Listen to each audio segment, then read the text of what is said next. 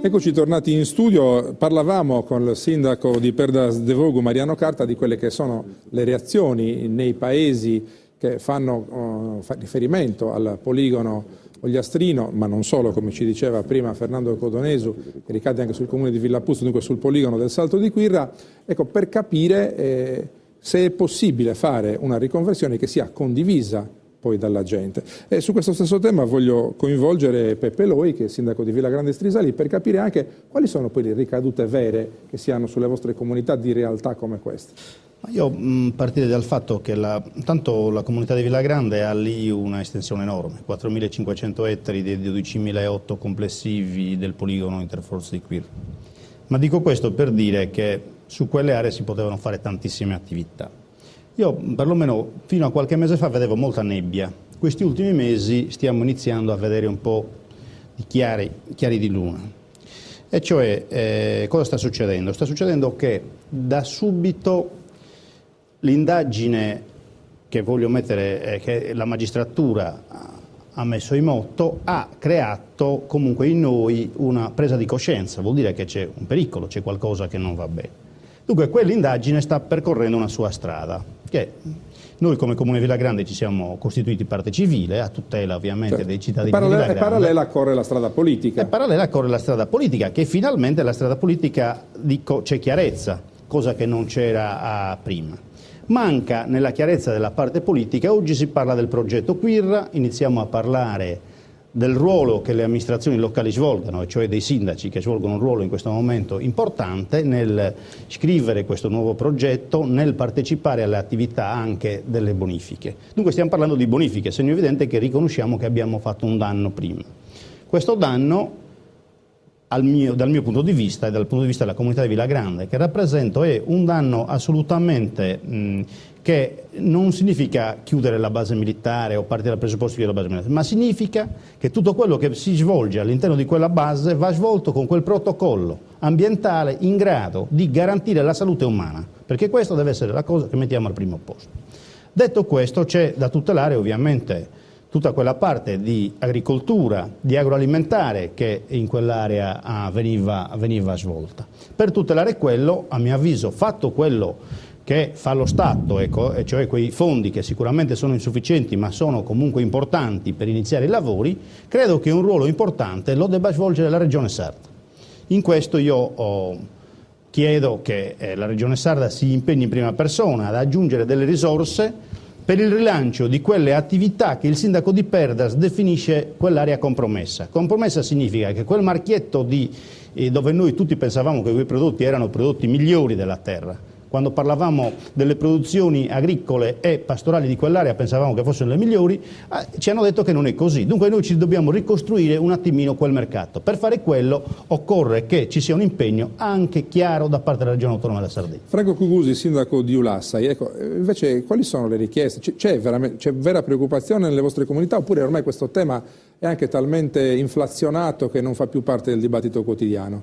Ma guardi, inizialmente essendo Ulassai un paese, a differenza di Villapuzzo, di Perdas, che sono le due comunità dove è sita fisicamente la base militare, noi avevamo i terreni, nonostante anche noi abbiamo circa 1.600 ettari a servitù militari, forse era una problematica che non era molto, non dico sentita, ma seguita. Senza dubbio, dopo diciamo così, questi eventi che hanno travolto un po' tutti, l'attenzione della comunità, anche della nostra comunità, era molto più era visibile. Noi abbiamo fatto anche un'assemblea in paese dove era presente appunto il senatore Scanu e alcuni sindaci che sono presenti anche qui oggi, proprio per informare bene i cittadini, perché su queste problematiche, non solo su queste, a volte c'è il rischio che si estremizza, o si vede tutto bianco o tutto nero, e spesso la verità sta proprio nel mezzo. Quindi in questa fase era importante non solo far capire ai cittadini cosa realmente è successo, attraverso anche i dati scientifici che ci vengono dati da istituzioni preposte a fare quello, ma soprattutto far capire che da una problematica così complessa, come diceva appunto prima il senatore Scanu, può nascere un'opportunità. Ecco, forse la nostra vera sfida, dopo aver risolto i problemi che riguardano le bonifiche, quindi la salute delle persone, sarà quella proprio di vedere oltre, di andare oltre e di dare una prospettiva anche al territorio, che non è poco. Adesso con il contributo di Daniela Usai, la nostra collega di Videolina che ha registrato questo servizio che andremo a vedere, cerchiamo di capire cosa pensa davvero la gente dell'Ogliastra che è un po' riottosa a parlare di questo argomento davanti alla telecamera, e sentiamo cosa hanno risposto Daniela Usai. Stiamo raccogliendo opinioni dei cittadini di Perdas sulla questione queer. Che ti si è fatto? Mi sono fatto un'idea relativamente al fatto che c'è una disinformazione, più che altro, c'è una strumentalizzazione di determinate informazioni.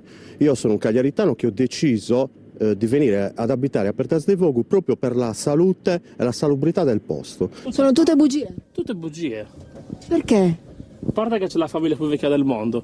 Poi le audizioni della commissione del Senato smentiscono tutto. È stata una bomba fatta dall'Unione Sarda e da qualche altra persona. Noi viviamo qui da 17 anni e... C'è gente che vive da 105. E c'è, ad esempio, mia bisnonna. La sua bisnonna ha 105 anni ed ancora vive e vegeta.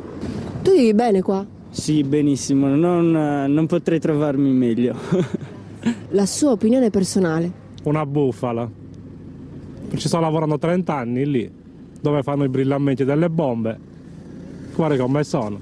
C'è una bambina sana, noi siamo tutti sani. Siamo 40 anni che andiamo a portare cardi, a portare funghi, a portare legna, a portare di tutto e non c'è successo mai niente, grazie a Dio per il momento.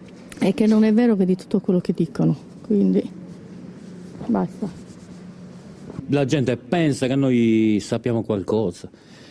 Io ho 41 anni, vivo qua da sempre, come me e i miei genitori, la generazione grazie a Dio.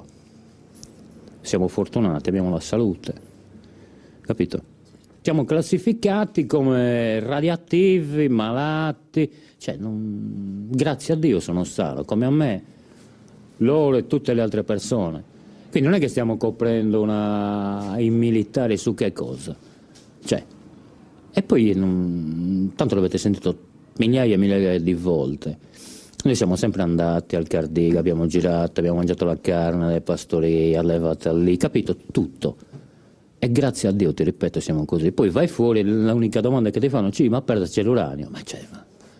Avete sentito, nei territori c'è così molto disincanto e naturalmente si tenta di minimizzare. Devo dire, non per fare una difesa né di casta né di ordine dei giornalisti o né dell'Unione Sarda, che l'Unione Sarda ha seguito questa vicenda in maniera eccezionalmente professionale, ha dato conto di quelle che erano le inchieste giudiziarie, ha dato conto di quelle che erano le determinazioni politiche. Io non credo si possa chiedere ai giornalisti, ai cronisti di schierarsi e di dire questa inchiesta giudiziaria va bene e quest'altra no. E dunque chiaramente devo, rispetto a quanto emerso da questo servizio, chiaramente prendere le distanze. Fernando Codonesu voleva intervenire relativamente alla questione delle indagini sanitarie. Sì, anche se per certi aspetti è un problema, se vogliamo, anche superato, ma intendevo dire questo, noi aspettavamo le conclusioni di queste indagini, il problema è questo, anche perché era stato detto che in un anno si sarebbe appunto arrivati a queste conclusioni. Il fatto che non si sia arrivati, indipendentemente dalle motivazioni, dimostra come minimo scarsa organizzazione, ma direi anche scarsa sensibilità rispetto al problema. Questo è un danno anche politico, rilevante, anche perché a differenza appunto di quelle che sono le sensazioni soggettive, noi a Villa Puzzu lamentiamo un numero di morti certo, rilevato, e i morti sono morti, non si tratta di fantasie e dobbiamo dare risposte ai parenti e alle famiglie che sono rimaste, altrimenti è troppo facile parlare di statistiche, quindi questo è l'elemento. Però io volevo anche fare un saltino ulteriore e ragionare in termini di prospettiva. Ricordo che 15 giorni fa, esattamente il 15 dicembre, a Villa Puzzu abbiamo organizzato un grandissimo convegno che è durato 10 ore, dove hanno partecipato tantissime persone. Non è morto nessuno di sfinimento? No, assolutamente, nessuno di sfinimento, talmente interessanti che proprio lì si è definito il possibile sviluppo del territorio. È partito da Villa Puzzu, ma è un progetto che riguarda tutte le comunità che gravano intorno al poligono militare. È da qui che bisogna ripartire, perché altrimenti si rischia di avere sempre la testa rivolta all'indietro, mentre noi dobbiamo assolutamente guardare verso il futuro. Grazie Codonesi, io do nuovamente la linea alla pubblicità perché così poi riusciamo ad avere più spazio per far partire un nuovo dibattito proprio partendo da questo tema qua. Linea alla regia.